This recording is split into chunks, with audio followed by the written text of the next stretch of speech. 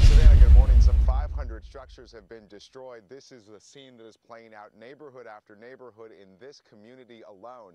Today, firefighters are worried about flying embers. They can travel for miles and they can wipe out neighborhoods that are still standing. This morning, 6 fires are now burning out of control up and down the Southern California coast. Firefighters being stretched to the limit, pushing into day 5 of battling the blazes. The inferno now extending from Santa Barbara to San Diego. NBC LA's Eliana Moreno with a bird's eye view of the northernmost blaze. The Thomas Fire has now made its way all the way to the Pacific Ocean. The Thomas Fire in Ventura County, just a few hours north of Los Angeles, scorching 115,000 acres of land. Nearly 500 structures damaged or destroyed. Fire officials say gusty winds and dry conditions could keep firefighters on the ground for at least another week. The neighborhood now blackened and charred. It's not just the wind, but visibility. Firefighters are having a difficult time tracking these fires, and they're all on the move. The fast-moving fire leaving Patricia Hampton and her family just 20 minutes to grab their most cherished belongings. We could barely breathe. The ash was so thick and the fires were huge. Fires in LA County just beyond the city lights, and now a new blaze, the Lilac Fire, burning rapidly across San Diego. The sky glowing red hot, thick.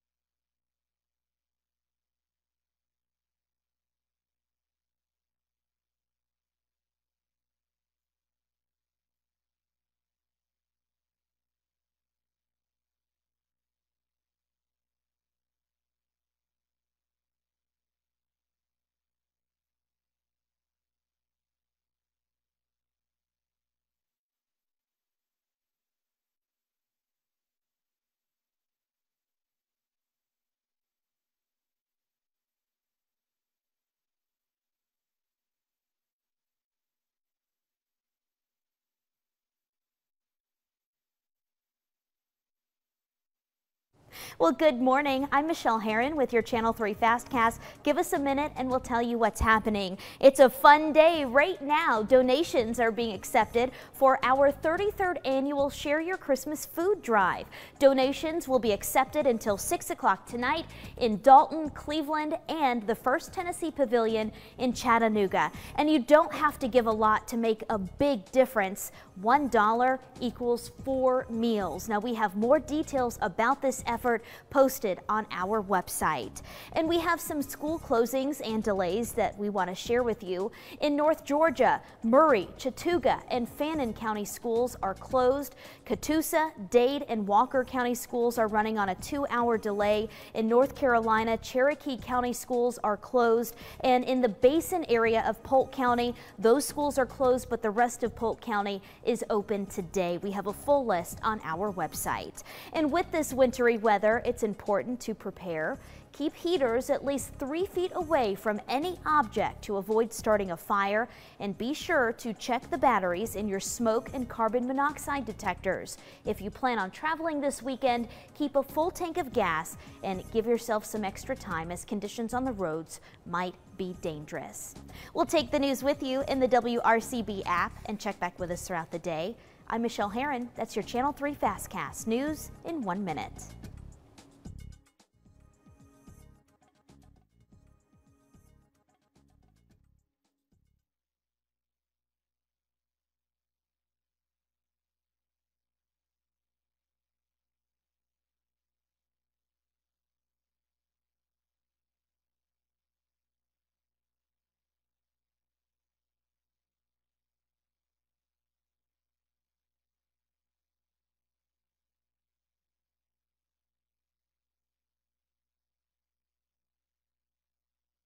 But he was not the only lawmaker to suddenly resign on Thursday. And Casey Hunt on Capitol Hill for us. Hi, Casey. Good morning. Savannah, good morning to you. Senator Al Franken bowing to intense pressure within his own party and stepping aside, but not without taking a parting shot at President Trump on his way out. On Capitol Hill this morning, a dramatic fall from grace. Senator Al Franken now on his way out. In the coming weeks, I will be resigning as a member of the United States Senate. At times defensive. Some of the allegations against me are simply not true. Others I remember very differently. And also reflective, arguing he's earned a reputation as a champion of women. I know there's been a very different picture of me painted over the last few weeks, but I know who I really am. And taking a parting shot across the aisle. I, of all people, am aware that there is some irony in the fact that I am leaving while a man who has bragged on tape about his history of sexual assault sits in the Oval Office. It's a stunning end to the political career for the former SNL star. Can I take your order? Who became a punchline. I know this photo looks bad, but remember, it also is bad. Franken apologized to Leanne Tweeden and initially tried to keep his job. But when a seventh accuser came forward to say she was touched inappropriately, his party turned on him. Do you think it was the right thing to do? I think it was. Washington Democrats drawing a line in the sand on bad behavior that could put more pressure on Republicans. If Roy Moore, who denied multiple accusations of sexual misconduct with teenagers, wins the Alabama Senate race next Tuesday. This is not our best foot forward with Roy Moore, and it will have, I think, long-term damage for the party. Also in trouble this morning, Republican Congressman Trent Franks of Arizona, announcing last night he plans to resign next month amid an ethics committee investigation into misconduct. I'm going to let the statement speak for itself. Franks on Thursday acknowledging he talked to former female staffers about being surrogate mothers for his children, saying, quote, "I deeply regret that my discussion of this option and process in the workplace caused distress." Franks joining Democratic Congressman John Conyers in stepping down after women across the country have said, "Me too." Franks is the third member of Congress to step down this week amid these types of allegations following John Conyers and, of course, Al Franken. Next in Minnesota, the Democratic governor will appoint someone to temporarily fill Franken's seat. But that election, when it comes up for permanent re-election in 2018, could be pretty competitive. Savannah, Hoda. Casey, thank you very much. Also on this busy Friday morning, we are seeing new violence and protests in the Middle East following President Trump's decision to recognize Jerusalem as the capital of Israel. NBC's Richard Engel is right there in Jerusalem in the thick of things. Richard, good morning. Good morning, Hoda. We are in East Jerusalem at Damascus Gate. Behind me is actually Damascus Gate, and behind that wall is Jerusalem's Old City, which is a maze of small alleys and streets. We were in the Old City this morning to cover Palestinian demonstrations against President Trump's recent statements, and while we were there, we found ourselves in the midst of an Israeli crackdown. Clashes this morning over Jerusalem in Jerusalem. The fighting broke out as Palestinians left the Al-Aqsa Mosque in Jerusalem's Old City. Palestinians tried to demonstrate, but Israeli security forces were ready for them. Police have moved in quickly to break up the protests. They are not allowing the protesters to move out of the Old City, breaking up the demonstrators with force, pushing and shoving down the narrow alleys. The Israeli security forces are trying to prevent people from gathering, trying to prevent them from reaching the main street, trying to break up the demonstration, but before they're able to congregate. But the Palestinians, this is their way of showing that they don't accept the Israeli claim to Jerusalem. Zero tolerance for protests. Why? Palestinians want this old city and its mosque to be the centerpiece of their future capital. But President Trump seemed to rule that out, backing Israel, which claims all of Jerusalem as its own. And this isn't just a battle over real estate. For many Muslims, this is an issue of faith and justice. Across the Islamic world, the Al-Aqsa Mosque is revered. Protests have spread to Turkey, Pakistan, Jordan, and other nations where many believe President Trump is trying to give control of an Islamic holy site to Israel, a move they say they'll fight. There have been other clashes this morning in Jerusalem and other Palestinian areas in the West Bank. We spoke to Israel's police spokesman. He said that extra security forces have been deployed here in Jerusalem. He wouldn't say how many, but said it's enough to contain the situation. Back to you. All right, Richard. Thank you so much, Richard in Jerusalem. In the meantime, the crisis over a looming government shutdown has been averted temporarily. With a day to spare, Congress has now passed a stopgap measure that'll keep funding for the government going. NBC national correspondent Peter Alexander at the White House with that and more. Hi, Peter. Good morning. Hey, Savannah. Good morning to you. President Trump is going to sign that spending bill today. The bottom line here, when it comes to the threat of a government shutdown, Congress effectively kicked the can down the road a couple more weeks, saving the big budget fight for later this month. On Capitol Hill, crisis averted, at least for now. The motion to reconsider is laid on the table. The joint resolution is passed. Republicans avoiding a shutdown ahead of today's deadline, passing a short-term bill to fund the government, but only for another 2 weeks, postponing the budget battle to December 22nd, just before Christmas. The votes coming hours after President Trump hosted congressional leaders, including Chuck Schumer and Nancy Pelosi, who bailed on an invitation just last week. Still unresolved, Democrats' demands for more money to combat the opioid epidemic, disaster relief, and the future of young undocumented immigrants called Dreamers. We will not leave here without a DACA fix. Compounding the challenge for Republicans, their race to put a tax cut bill on the president's desk by Christmas. Also on the Hill, just days after President Trump tweeted that the FBI's reputation is in tatters, the Bureau's director, Christopher Wray, firmly defended the agency's integrity. There is no finer institution than the FBI, and no finer people than the men and women who work there and are its very beating heart. In a politically charged hearing with Republicans casting doubt on the impartiality of special counsel Robert Mueller's team, Wray denied political bias is tainting investigations. Meanwhile, with the president scheduled to attend tomorrow's opening of the Mississippi Civil Rights Museum, Congressman John Lewis, who was brutally beaten fighting for civil rights, says he'll boycott the event. The Georgia Democrat insisting President Trump's attendance and his hurtful policies are an insult to the people portrayed in this civil rights museum. The White House calling it unfortunate that Lewis and another Congressional Black Caucus member won't be attending. And later today, President Trump will head south for a campaign-style rally in Pensacola, Florida. That's just miles from the Alabama border and just days before Alabama's special election, though the Senate candidate Roy Moore is not expected to attend. One final note from here at the White House. The White House says the president will have a physical exam early next year, that the results of it will be made public. Press Secretary Sarah Huckabee Sanders dismissed the president's slurring during his Jerusalem speech this week, saying simply that his throat was dry. Savannah Hoda, back to you. Peter Alexander wrapping up the headlines from the White House. Thank you. Also this morning, we are learning more about the victims and the gunman in a deadly shooting at a high school in New Mexico. NBC's Tammy Leitner is there. Good morning, Hoda. Still so many unanswered questions this morning. We still don't know if the shooter was a student at the school or why he did this. What we do know is that a small, tight-knit community has come together and is grieving the loss of 2 teenage victims. 209, do we have contact with the school? Incident in Aztec High School. This morning, police are trying to determine a motive in a deadly high school shooting. I think I'm at the bottom of the stairs in the middle of that building right now. The window's shot out. I think the officers went inside. Description of suspect?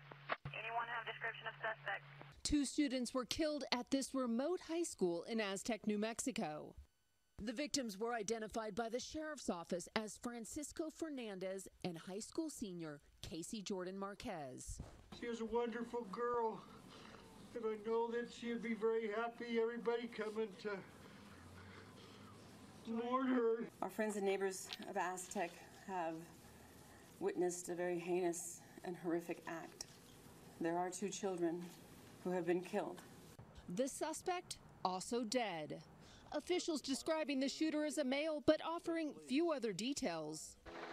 It happened early Thursday as classes were getting underway. Shots rang out. Terrified students and teachers hiding in classrooms, some behind locked doors. We thought there was a lot of banging going around. Next thing we knew, our teachers are yelling for us to get in the closet right now, and that it was gunshots. You hope that nothing ever happens at a school. Those are places where we send our kids to be safe. Some residents in disbelief, others offering their condolences to the fallen. I'm so grateful that each of you are out here tonight. So grateful for you to be here and support each other in this horrific event that has taken place in our community. I'm a teacher at Aztec High School, and I just want to tell my students I love you guys. This small community now left to pick up the pieces.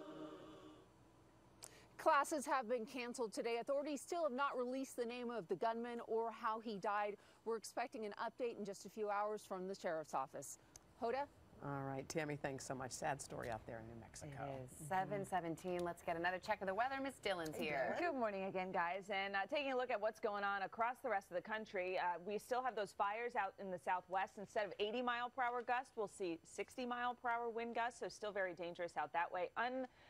Very poor air quality out in the Pacific Northwest, and we'll also have to keep an eye out for lake effect snow to start kicking in across the Great Lakes as that cold air crosses over the very unfrozen Great Lakes right now. And then we're, of course, watching that storm bringing snow from Texas and eventually all the way up into New England. That's a look at the weather across the country. Your local forecast is coming up in the next 30 seconds.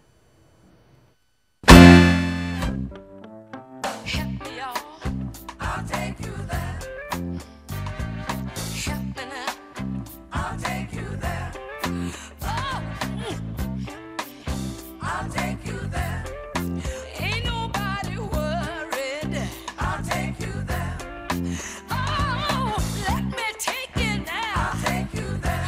Oh, let me take you there. I'll take you there.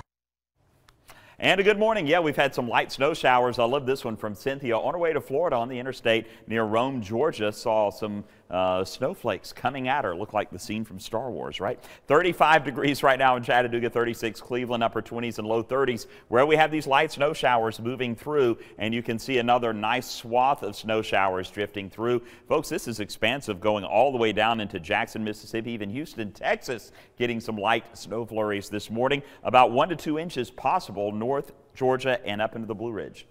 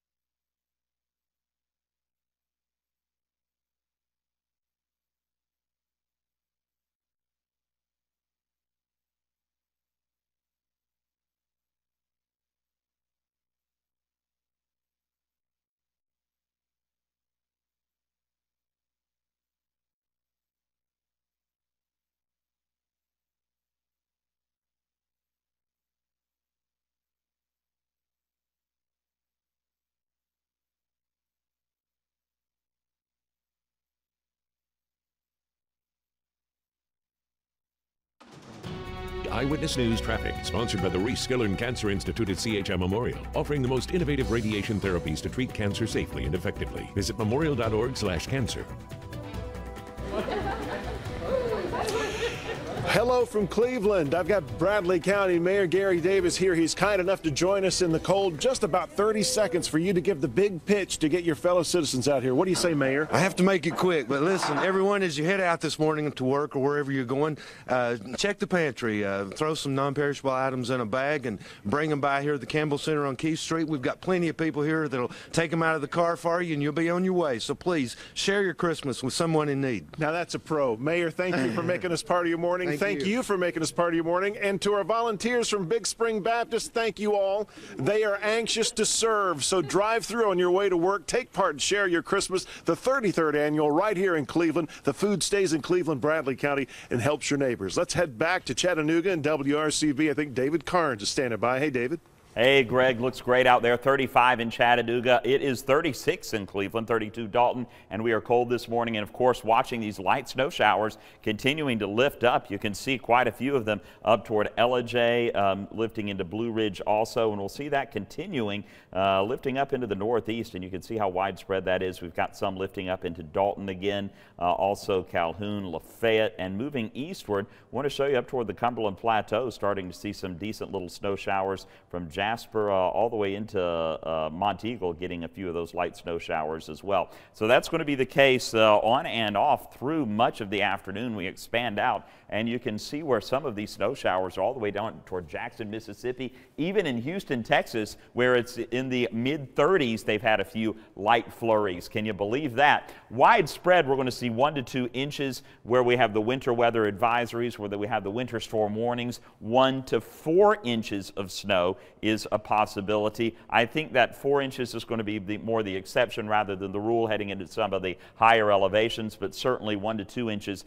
in this swath, absolutely a possibility. All right, quick look at our Vipercast imagery showing the possibility of those showers, even some heavier snow showers from Atlanta up into Charlotte, and we could see some heavy little swaths just east and south of Chattanooga also. That'll be the case right through this evening, and then on into the overnight we begin to clear out as the cold air begins to settle in. Mid to upper 30s for highs today. Tonight, take a look. We all drop down into the 20s, 27 in Chattanooga, dangerously cold, low 20s outside the city, upper teens and low 20s on Sunday morning. Make sure the pipes and the pets are taken care of.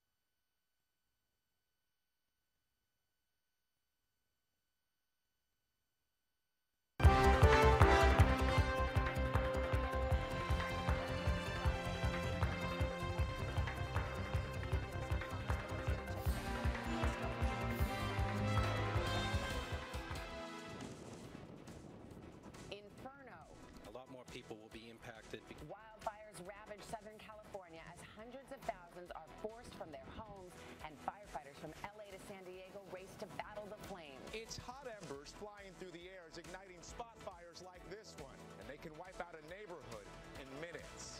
While the first storm of the season brings snow and icy cold temps from Texas all the way to New England. A new day of rage. More violent protests break out across the Middle East following President Trump's decision to recognize Jerusalem as the capital of Israel. NBC's Richard Engel caught in that chaotic scene this morning. For the Palestinians